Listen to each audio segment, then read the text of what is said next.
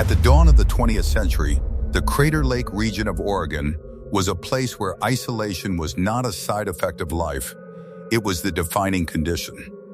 Dense pine forests stretched for miles, swallowing sound and distance alike. Winters erased roads, and months could pass without seeing another human being. In such places, privacy was absolute, and secrets did not need protection. They simply sank into the land.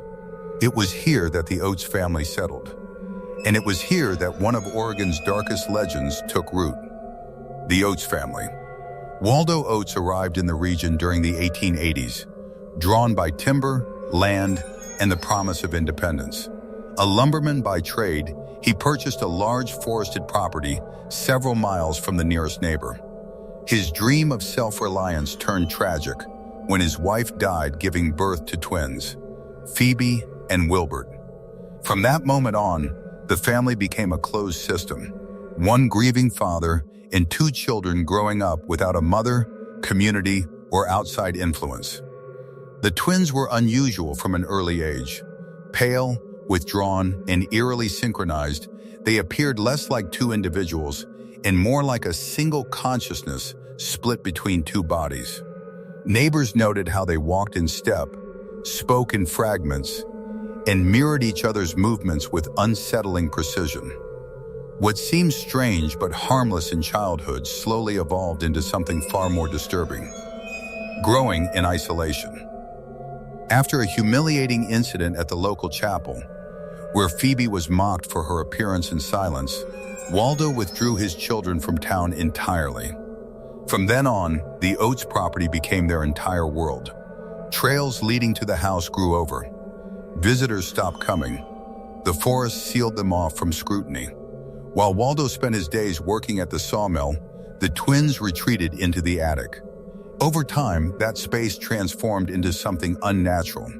Walls covered with sketches, charts, and family trees, notebooks filled with mirrored handwriting, and books not of religion or education, but of lineage, inheritance, and selective breeding. These were not idle curiosities, they were blueprints. Waldo sensed something was wrong, but lacked the language or courage to confront it. He told himself loneliness had simply driven his children closer together. The forbidden decision.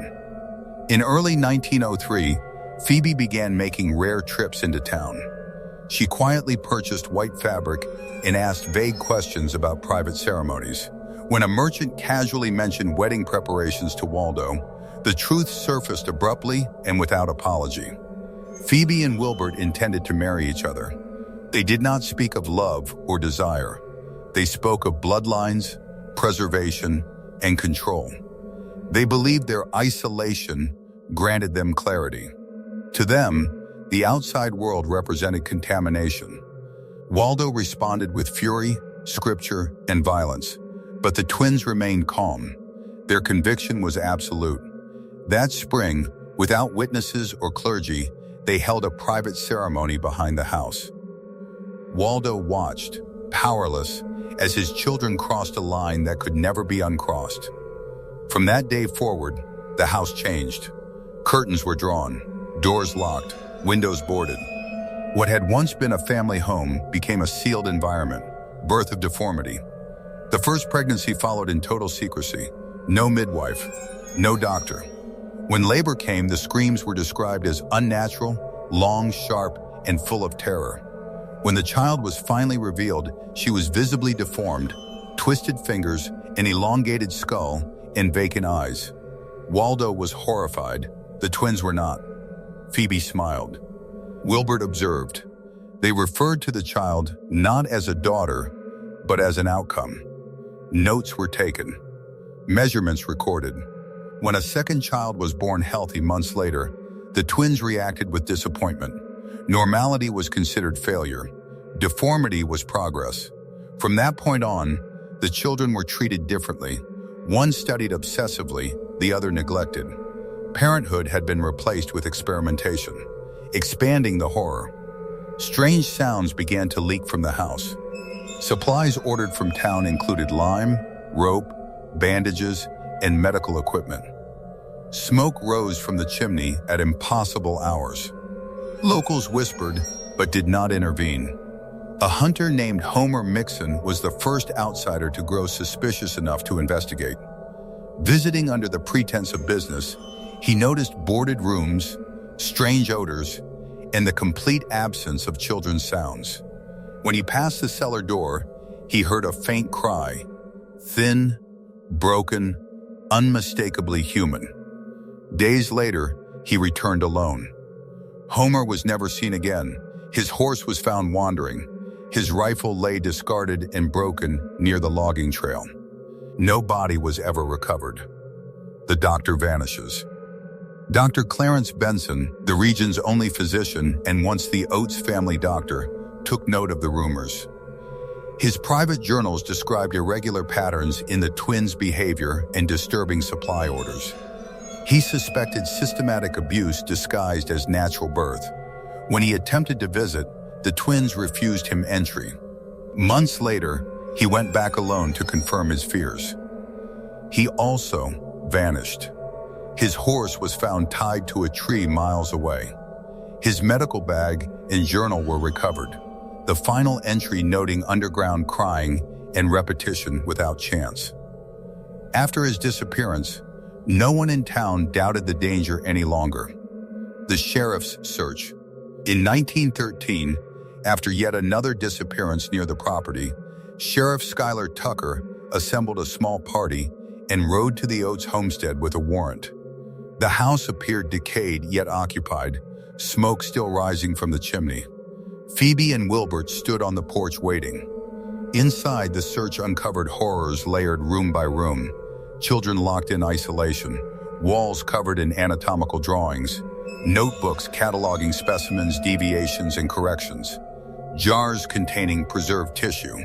The basement revealed the worst, small cells secured from the outside, children rocking in silence, and the remains of those who had not survived. When confronted, the twins showed no remorse, only pride. Arrest, trial, and aftermath. Phoebe and Wilbert were arrested without resistance. During the trial, they spoke calmly, articulately, and without emotion. They insisted they had committed no crime, only observation. They never referred to their victims as sons or daughters, only as subjects. The court disagreed. They were sentenced to life imprisonment without parole. Waldo Oats was found later in the attic, malnourished and mentally shattered. He spent his remaining years in an asylum, unable to speak coherently again. The surviving children were placed in state care, but the damage was irreversible. Years of confinement had stolen their development, health, and sense of safety. Some did not survive into adulthood. Legacy of the Oats. The Oats house burned down years later under mysterious circumstances. No storm, no witnesses, only fire. Locals claimed the land never recovered. Animals avoided it. Crops failed. Snow melted too quickly. Even today, people near Crater Lake speak of faint cries in the forest on still nights, sounds that do not belong to wind or wildlife. Whether history or legend, the story remains. The lesson. The true horror of the Oats family story is not incest, deformity, or murder in isolation. It is the slow erosion of empathy. It is what happens when intelligence detaches from morality, when curiosity is allowed to outrun compassion, and when family becomes a closed system with no accountability. Monsters are not always born. Sometimes they are cultivated, carefully, quietly, behind locked doors, in homes that look ordinary from the outside.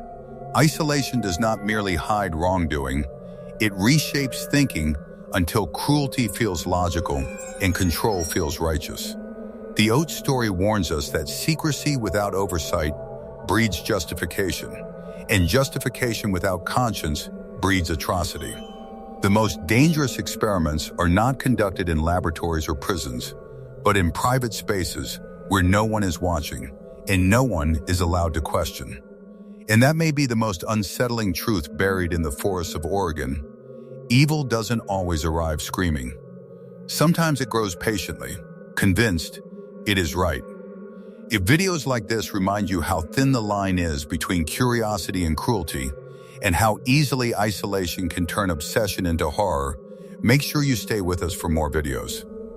If you want to be smarter every day, like and subscribe.